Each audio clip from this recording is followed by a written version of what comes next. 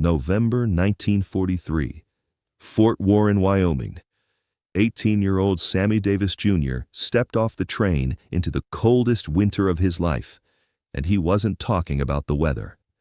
He'd been drafted into the United States Army 3 weeks earlier, pulled away from the Will Maston trio, away from stages and applause, away from the only life he'd ever known. What waited for him in that frozen military base would break him, rebuild him, and ultimately forge the man who would become one of the greatest entertainers of the 20th century. But first, it would nearly destroy him. Sammy had been performing since he was 3 years old. He'd grown up on vaudeville stages, traveling the country with his father and his uncle, learning to dance, sing, do impressions, play instruments, and make audiences forget their troubles for a couple of hours. He'd experienced racism, of course. He knew about segregated theaters, about having to enter through back doors, about hotels that wouldn't rent him a room. But in the world of entertainment, talent had a way of creating its own exceptions. If you were good enough, if you could make people laugh or cry or gasp in amazement, they'd overlook a lot of things, including the color of your skin. The Army didn't work that way. On his first day at Fort Warren, Sammy was assigned to a barracks with 40 other men, all of them white. The moment he walked through the door, the conversation stopped. 40 pairs of eyes turned to look at him, and in most of them, Sammy saw something he'd never experienced so nakedly before: pure, undisguised hatred. "They put a nigger in here," someone said from the back of the room. Not whispered, not hidden, just stated, like a simple fact. Sammy stood in the doorway, his duffel bag over his shoulder, and for the first time in his life, he had no performance to fall back on, no song to sing, no joke to crack, no dance step that would make them see him as something other than the color of his skin. He was just an 18-year-old kid, 5'6" and 120 pounds, standing alone in a room full of men who'd already decided they hated him. The sergeant who'd escorted him to the barracks said nothing, didn't defend Sammy, didn't reprimand the man who'd spoken, just pointed to an empty bunk in the corner and left. And Sammy understood immediately. The Army wasn't going to protect him. Whatever happened in this barracks, he was on his own. That first night, someone poured syrup in his boots while he slept. When he woke up for morning formation, his feet were stuck inside them, and he had to cut the leather away while the other men laughed. He missed formation, got written up for being late, lost his first weekend pass before he'd even earned it. The second night, someone took his blanket while he was in the bathroom. It was 15 degrees outside, and the barracks weren't heated well. Sammy spent the night shivering, trying to stay warm using just his coat, listening to the men around him sleep comfortably. The third night, it got worse. Sammy was in his bunk, trying to write a letter home to his father, when 3 men approached. One of them was a corporal from Tennessee named Dale Hatcher, a man who'd made it clear from day one that he considered Sammy's very existence a personal insult. "We've been talking," Hatcher said, standing over Sammy's bunk, "and we've decided this is a whites-only barracks. You need to sleep somewhere else." Sammy looked around. The other men in the barracks were watching, and nobody was coming to his defense. "There is nowhere else," Sammy said quietly. "This is where I'm assigned." "Then I guess you're not sleeping," Hatcher said. For the next week, every time Sammy tried to sleep, someone would bang on his bunk, throw something at him, or make enough noise to keep him awake. By day 7, Sammy was so exhausted he could barely stand during morning drills. His performance suffered. He got written up again. His sergeant, a man from Alabama who made no secret of his racial views, told Sammy he was a disgrace to the uniform and assigned him to latrine duty for 2 weeks. Cleaning toilets used by 40 men who hated him became Sammy's life. They'd make extra messes deliberately. They'd clog sinks just to watch him clean them. They'd urinate on the floor instead of in the urinals, then report him for not keeping the facilities clean. But the physical harassment, as degrading as it was wasn't the worst part. The worst part was the isolation, the complete and utter loneliness of being surrounded by people who refused to acknowledge your humanity. Meals were eaten in silence, nobody sitting near him.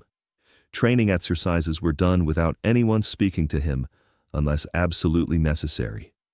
And, at night, lying in his bunk, Sammy could hear the other men joking, laughing, becoming friends, forming the bonds that soldiers form.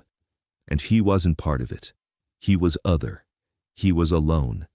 By the third week, Sammy had lost 15 pounds. He wasn't eating, because sitting in the mess hall, feeling 40 pairs of eyes filled with contempt, made food impossible to swallow. He wasn't sleeping, because fear had become his constant companion. And he wasn't performing, which meant the one thing that had always made him feel valuable, feel seen, feel like he mattered, had been taken away. One night in December, Sammy reached his breaking point.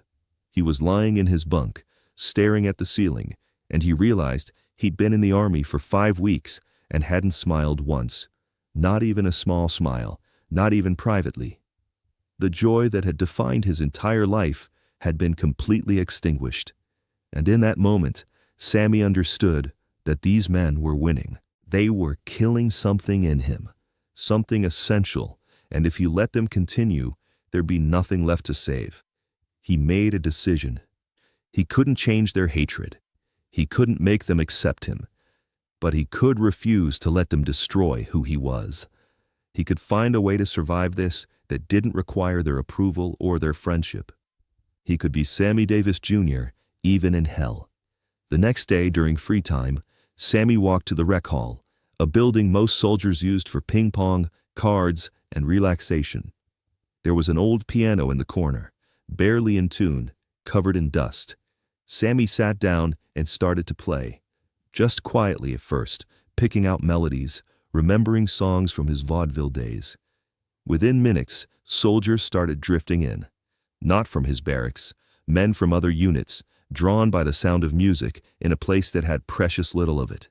Sammy started to sing, "Just, I'll Be Seeing You," a song every soldier knew, a song about longing for home.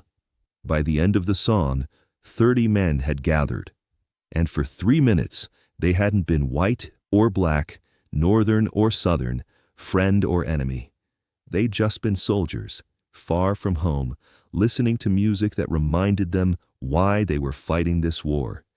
One of the men, a private from New York, named Tony Castellano, approached Sammy after. "You're really good," he said. "You performed before the war?" "All my life," Sammy said. "Well, you just made this place a little less miserable. Thank you." It was the first kind word Sammy had heard in 5 weeks.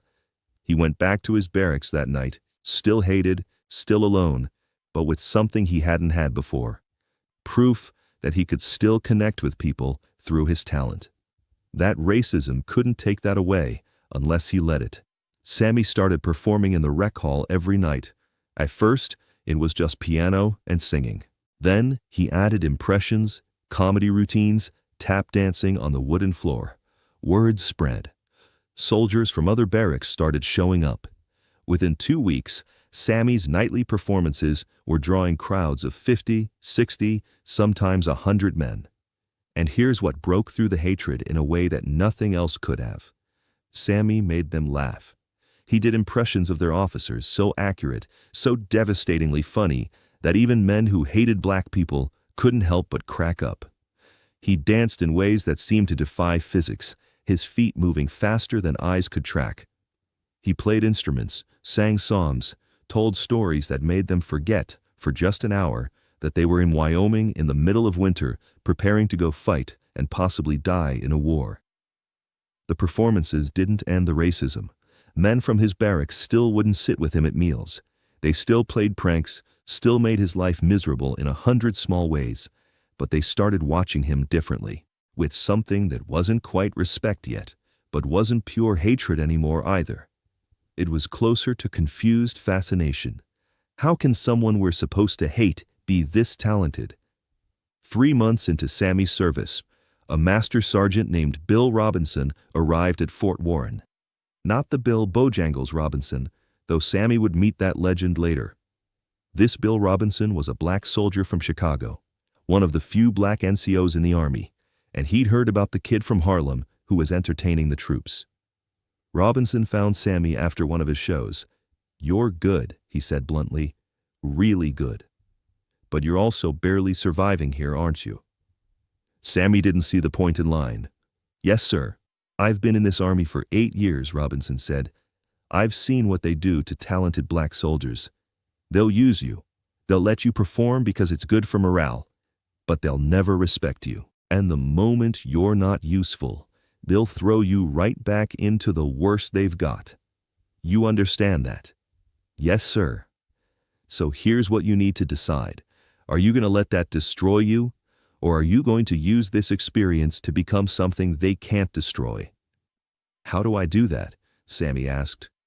"You remember everything. Every insult, every moment of hatred, every time they tried to break you, and you turn it into fuel. You become so good, so undeniable, that 20 years from now, those men who tortured you will have to watch you on television, on movie screens, on stages all over the world. And they'll know that they couldn't break you. That's how you win." Sammy took that advice seriously.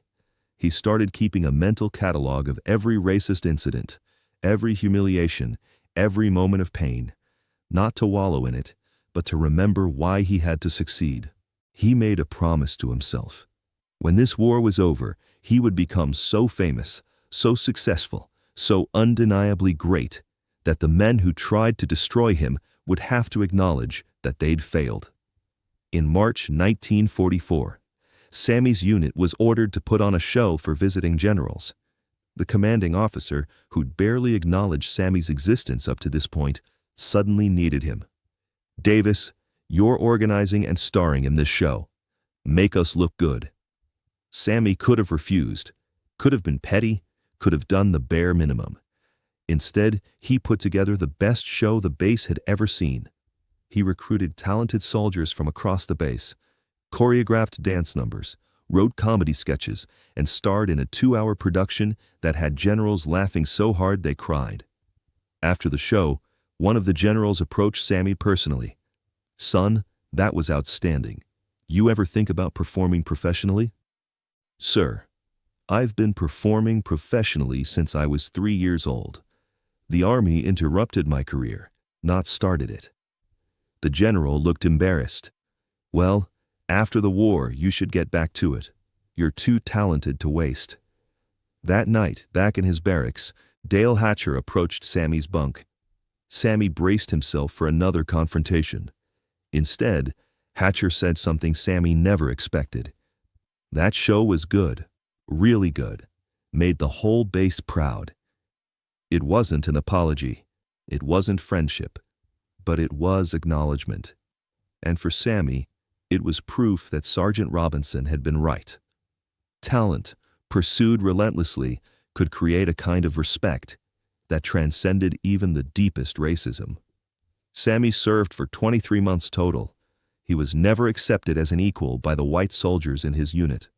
He was never invited to their poker games, never included in their friendships, never treated as anything other than different.